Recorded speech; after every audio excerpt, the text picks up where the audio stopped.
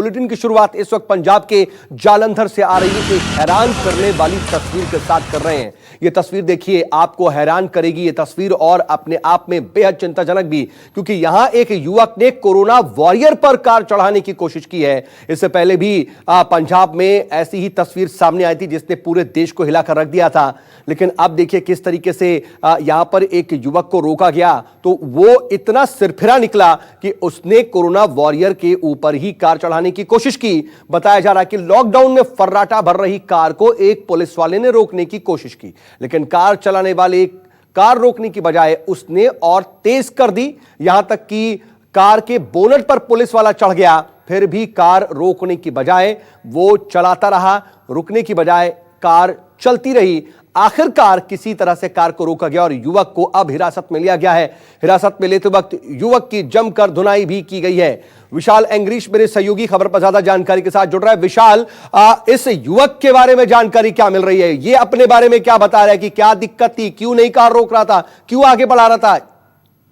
फिलहाल अभी पुलिस इससे पूछताछ करने में जुटी हुई है कि ऐसा उसने क्यों किया, क्यों कार नहीं रोकी। और जिस तरह से साफ दिखाई भी दे रहा है कि जो इनोवा गाड़ी है, इनोवा गाड़ी के ऊपर जो बोनट के ऊपर पुलिस वाले को बिठा लिया जाता है। पुलिस वाला रोकने की कोशिश करता है क्योंकि लॉकडाउन है और जिसने भी गाड़ी चलानी है उसको पास की जरूरत होती है और इसके पास पास नहीं था। और इसी तरह के सिरफिरे पंजाब में बहुत सारे देखने को अब पंजाब की सड़कों के ऊपर भी मिलने लगे हैं। और इस शख्स के बारे में कोई जानकारी मिल पा रही है, कौन है?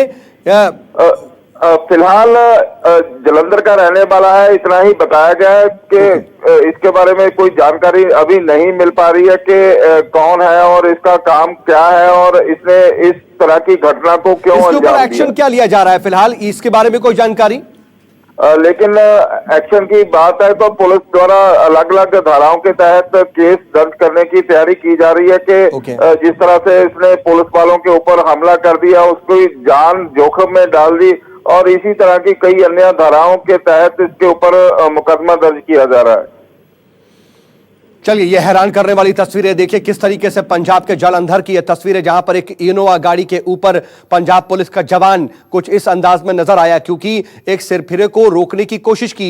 यह युवक दरअसल बहुत तेज गति से गाड़ी चला रहा था लॉकडाउन के दौरान। इसके पास बताया जा रहा है कि कोई पास नहीं है, किसी तरह की कोई इजाजत नहीं थी लॉकडाउन में इस तरह से गाड़ी चलाने की, फिर भी ये गाड़ी चला रहा था और इसे जब रोकने की कोशिश की गई तो फिर इसने गाड़ी तेज बढ़ा दी। पंजाब पुलिस का एक जवान इसे रोकने की कोशिश करने लगा तो उसने गाड़ी और तेज बढ़ा दी और पंजाब पुलिस का जवान जो है वो बोनट पर फंस गया। लेकिन इसके बाद भी इस सिरफिरे युवक ने गाड़ी नहीं रोकी और इसी तरीके से ये कार आगे चलाता रहा।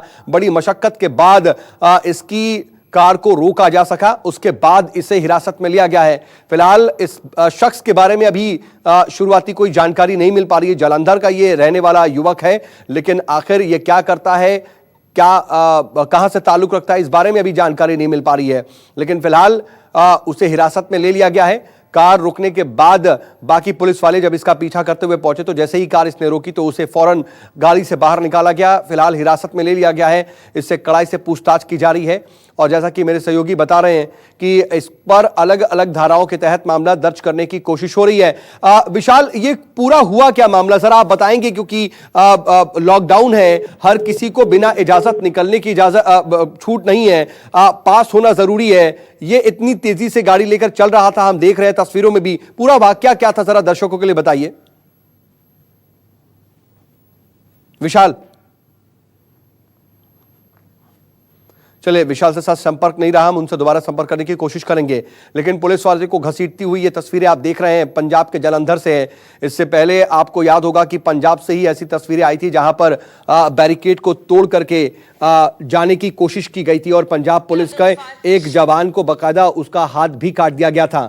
लेकिन अब जालंधर से ये तस्वीरें सामने आई हैं जहां पर इस तरह एक पुलिस के जवान को घसीटने की तस्वीरें सामने आ रही हैं। विशाल मेरे साथ जुड़ चुके हैं एक बार फिर से। विशाल, ये पूरा वाकया क्या था, जरा दर्शकों के लिए बताएं कि आखिर हुआ क्या?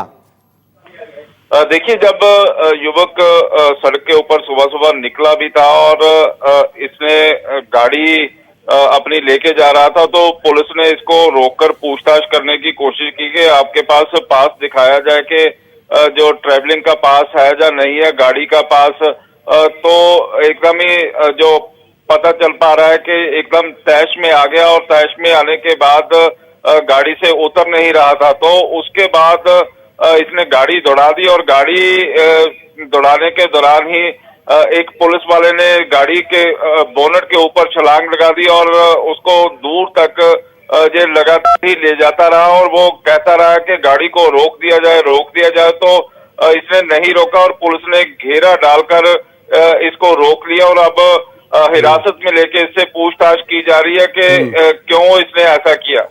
जी, लेकिन विशाल, ये देखिए, अपने आप में बेहद हैरान करने वाली बात ये होती है कि जहां एक तरफ पंजाब में अब स्थिति चिंताजनक हो गई है, जहां महाराष्ट्र से तमाम जो सिख श्रद्धालु हैं वो आए, उन पर कोरोना का अटैक हम देख रहे हैं कितनी ज़्यादा संख्या में है। और हमको याद है कि पटियाला में निहंगों ने किस तरीके से एक एसआई का हाथ काट दिया था। अब ऐसी ही तस्वीर जालंधर से सामने आना, ये चिंताजनक है।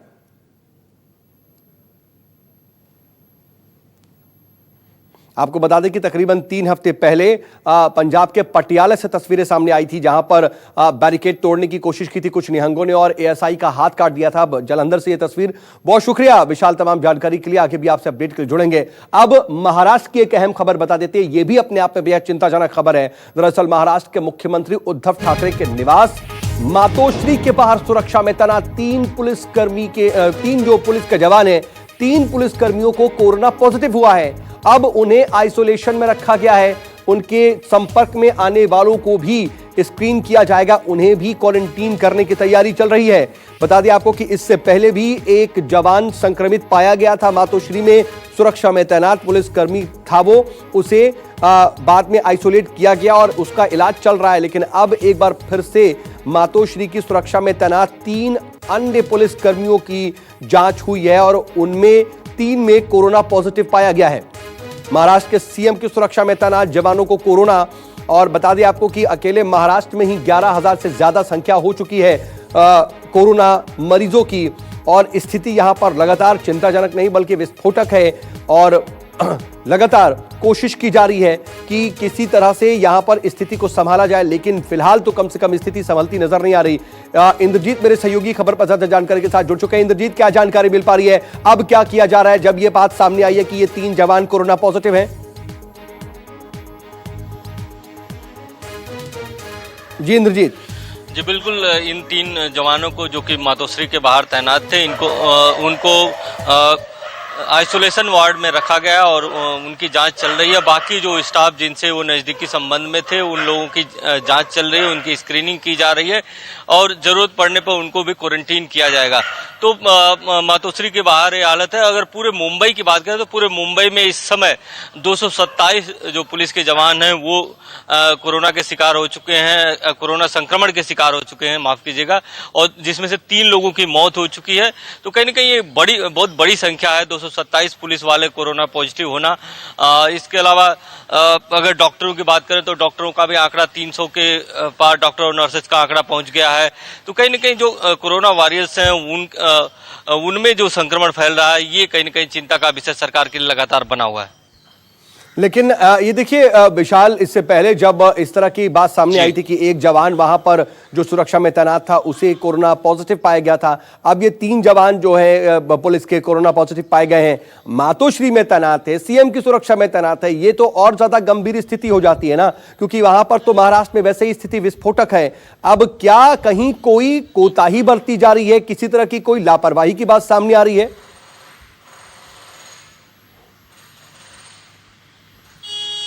जी बिल्कुल, इस मामले की जांच होगी और ये देखना पड़ेगा कि इनको संक्रमण कहां से फैला, क्या ये जहां रहते हैं वहां से इनको संक्रमण लगा या यहां पर लगा, क्योंकि मातोश्री में इसके पहले एक पान वाला कोरोना पॉजिटिव मिला था, जिसके बाद करीब जो सुरक्षा में तैनात है 130 पुलिस वाले, उनको क्वारंटीन किया गया था, उनकी जांच की गई थी। हालांकि उनमें कोई कोरोना के लक्षण नहीं मिले थे। इसके बाद सब लोग अपनी अपनी ड्यूटी ज्वाइन कर ली। लेकिन अब 3 पुलिस वालों का मिलना कहीं न कहीं चिंताजनक है। इसके अलावा अगर मुख्यमंत्री के सरकारी आवास की बात करें वर्षा पर, वहां पर भी कोरोना पॉजिटिव के लक्षण पाए गए थे कुछ पुलिस वालों में। तो कहीं न कहीं ठीक है इंद्रजीत, आप पूरी स्थिति पर नजर बना रखिएगा। हम आगे भी आपसे अपडेट के लिए जुड़ेंगे। फिलहाल के लिए आपका बहुत बहुत शुक्रिया। हालांकि इन सब के बीच राहत की खबर यह कि कुछ राज्यों के मजदूरों की घर वापसी होने लगी है। तो वहीं सूरत की अगर बात कर लें तो एक खबर यहां पर यह आई कि यहां पर कुछ मजदूर यूपी के लिए निकले थे, जिनको वापस सूरत लौटा दिया गया है।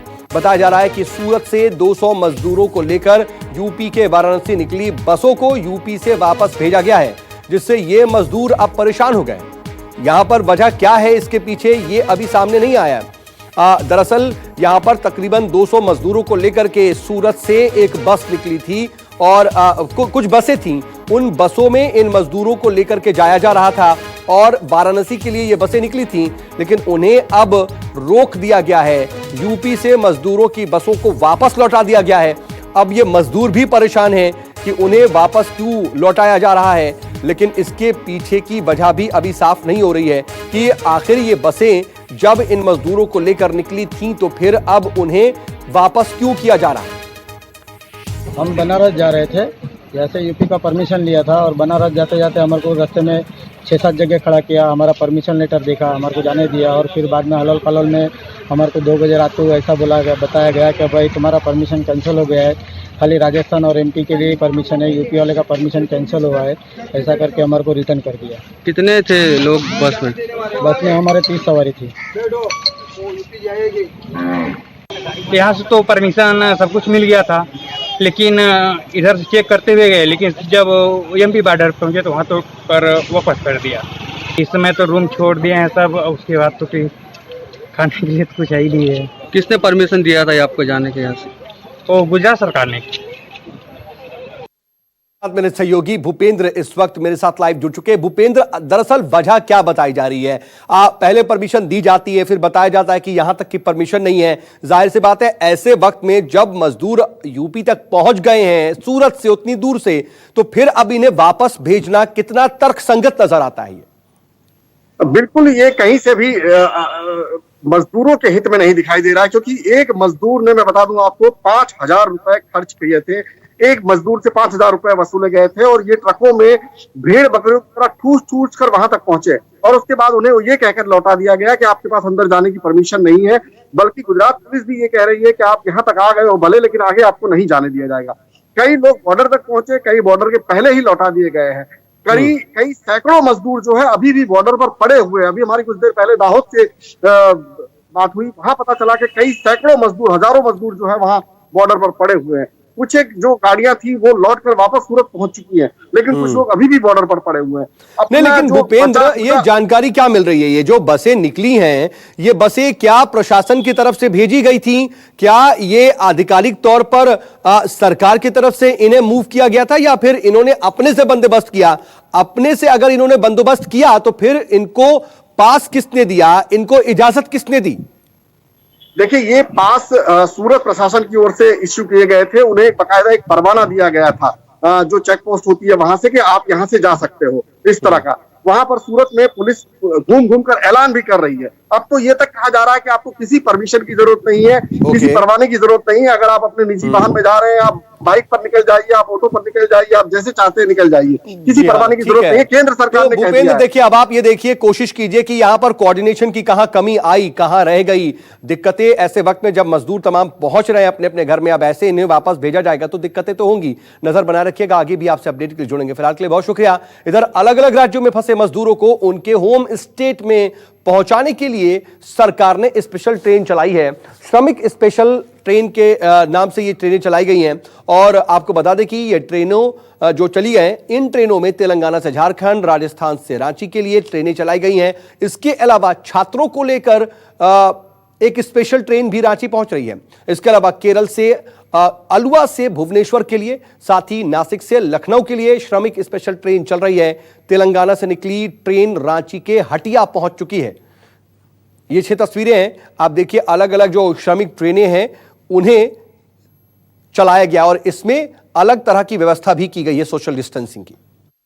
हम लोग यही सबसे बड़ी खुशी की बात है कि हम अपने गांव जा रहे हैं। सबसे बड़ी खुशी की बात है हम लोग कितने लोग हैं आप लोग? सब यहाँ हम लोग 32 आदमी बच्चों को लेके सब बहुत खुशी की बात है। सब हम लोग चले जाएंगे अपने गांव, बहुत खुशी के। रमज़ान का महीना भी चल रहा है, हम लोग रोजे से भी हैं। बस अल्लाह से दुआ करते हैं कि अपने चले जाए अपने इज्जत आबरू के साथ अपने घर पे।